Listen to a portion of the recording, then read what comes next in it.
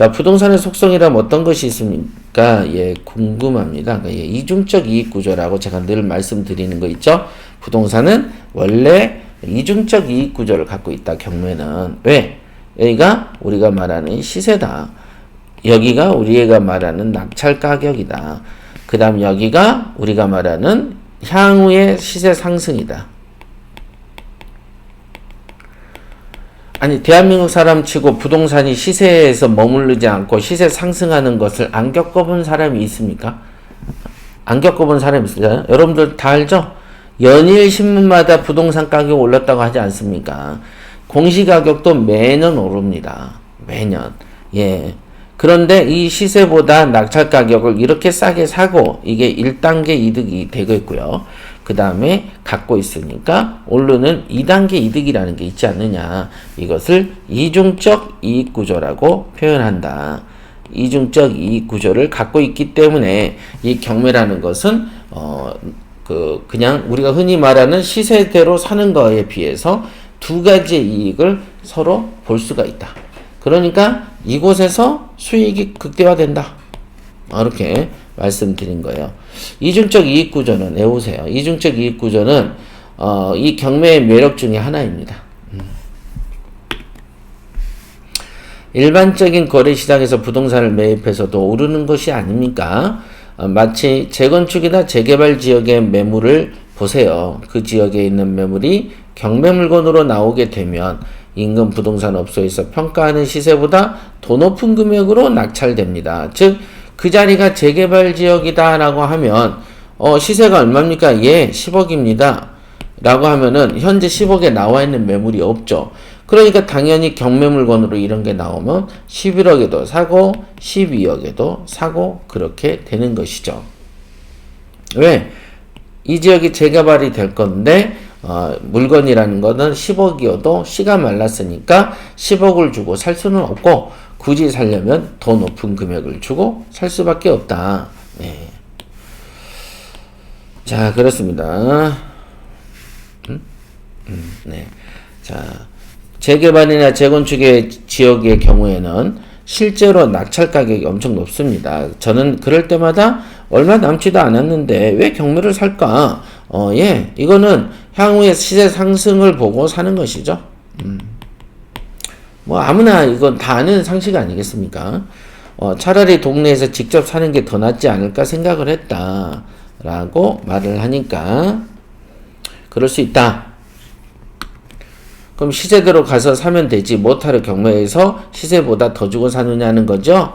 예, 경매 투자는 낙찰 받더라도 명도하고 소유권 행사하는데 몇 개월씩이나 걸리는데 말이죠. 그렇게 생각 안 하세요? 그렇습니다. 저는 이해가 안 되는데 예, 그것은 현실을 잘 몰라서 그런 생각이 드는 것이다. 자,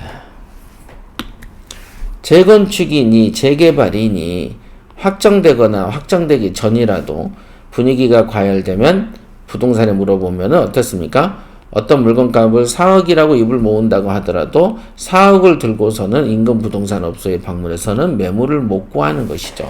못 사는 거니까. 예, 그래서 부동산 업소에서 말한 가격으로 나온 매물이 없을 거다. 그러다 보니 꼭 그 지역의 물건을 투자하고 싶다면 더 높은 금액을 쓸 수밖에 없는 것 아니겠느냐. 이렇게 되는 거죠. 이런 경우의 투자는 수익률을 10%도 보지 않는 것이다. 낙찰을 통해서 보는 이득이 없다. 왜? 시세가 4억인데 나는 5억을 썼어. 그러면 어떻게 돼요? 오히려 그 동네에서 말한 시세보다는 1억을 더 주지 않습니까? 그죠?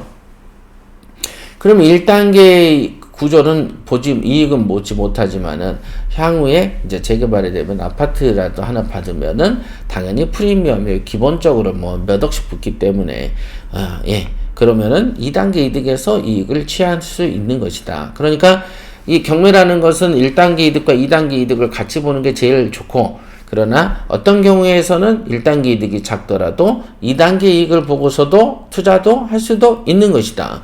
예. 그리고 어떤 경우에는 1단계 이득 자체가 적고 2단계 이득 자체도 적을 수도 있습니다. 그런 경우는 또 뭘 보고 사느냐? 예, 월세 수익을 보고 삽니다. 시세만큼 높게 써서 잡았는데 이상하게 이 지역은 월세가 높은 경우가 있어요. 그런 경우에는 월세 수입을 보고 사는 거죠. 어차피 대출이라는 걸가 있기 때문에 그렇습니다. 그래서 15%, 10% 이렇게 얘기가 됐고요. 네. 어차피 벌 능력도 없는데 돈 단위만 커서 어쩐다 저쩐다 뭐 이렇게 이제 돼 있습니다만은, 예, 이렇게. 여기에 경매 초보님들도 높은 수익률을 원한다면 그에 합당한 능력을 우선 키워야 됩니다. 이런 이치는 마치 소화 능력이 약한 사람이 진수성찬을 먹을 수 없는 것과 마찬가지이기 때문에 여러분들이 일단은 큰 수익을 원하면 당연히 거기에 걸맞는 실력을 키워야 됩니다. 실력을 키우는 방법은 공부하는 방법밖에 없고 그 다음에 훈련하는 방법밖에 없는 거 아니겠습니까? 그쵸? 네, 중요한 부분이다 이게. 결국은 높은 수익률은 나의 실력하고 연관되어 있고 그 수익률은 여기 보자. 한 가지는 처음부터 다른 사람의 자본을 가지고 좋은 물건으로 투자 차익을 남기는 경우이고, 한 가지는 초기 투자금 1억 원일지라도 수개월 사이에는 전세 보증금으로 1억 원이 넘게 회수된다면 투자금이 한 푼도 들어가지 않는 것과 같다. 이런 일은 실제로 너무 자주 벌어진다는 것이죠. 그러니까 처음부터 다른 사람의 자본을 가지고 좋은 물건을 남기는 경우도 있고, 또 하나는 내가 투자금을 1억을 들이더라도 전세 보증금으로 회수를 했을 때는 결과적으로는 투자금이 거의 없는 경우도 있겠죠. 맞습니다.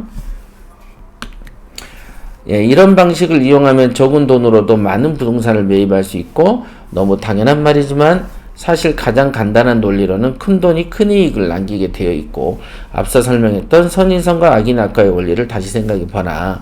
콩을 10개를 넣고 싶으면은 10개에서 최대 10개 이상을 더 뿌려야만 콩에 수확물을 얻는 것과 마찬가지로 결국은 어떤 이제 현재 물리학적인 어떤 관점에서 봤을 때 우리가 큰 돈을 벌고 싶다면은 당연히 큰 돈을 투자하는 게 맞습니다. 큰 돈에게는 많은 기회가 생기죠. 그럼 내가 어쩔 수 없이 작은 돈을 갖고 있다. 그럼 어떻게 해야 되느냐? 외형이라도 큰 돈 있는 것처럼 보여줘야 된다.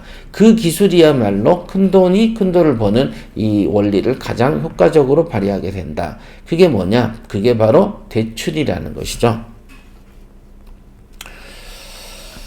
자, 큰 돈을 투자해서 매우 작은 이익만을 남기는 사람도 많다. 그러니 큰 돈으로 큰 이익을 남기기만이라도 하는 것이 중요하대. 큰 돈 가지고도 작은 이익만 남기는 사람이 너무 많으니까 우리는 큰 돈으로 큰 이익을 남기기만이라도 하면 더 좋지 않겠냐. 이런 기본적인 능력도 안 되면서 적은 돈으로 큰 이익을 남기려는 마음을 먹는 것을 욕심이라고 표현하는 것이고, 그거는 실현되기도 어렵고 직성대로 벌리지 않으면 차라리 투자를 포기해버리길 어리석음도 범하게 된다. 예. 작은 돈을 투자하는 사람이라면 더더욱 욕심을 작게 가져야 되는데, 희한하게 작은 돈을 투자하는 사람은 더 큰 욕심을 갖고 있다는 것이 참 놀라운 거죠. 투자할 돈이 적은 사람들은 단번에 인생을 바꾸고 싶어하는 심리가 더 크더라. 참 이거가 그렇죠. 우리가 좀 더 진득하게 이제 뭐를 해야 되는데, 우리가 항상 어떤 실력, 자 다시 한번 정리를 하겠습니다. 큰 돈을 가지고 있으면 큰 수익을 봅니다. 그러면 큰 돈으로 큰 수익을 버는 것은 굉장히 당연한 이치입니다만은, 이것은 오로지 경매의 실력을 갖춘 사람만이 이 원리를 예.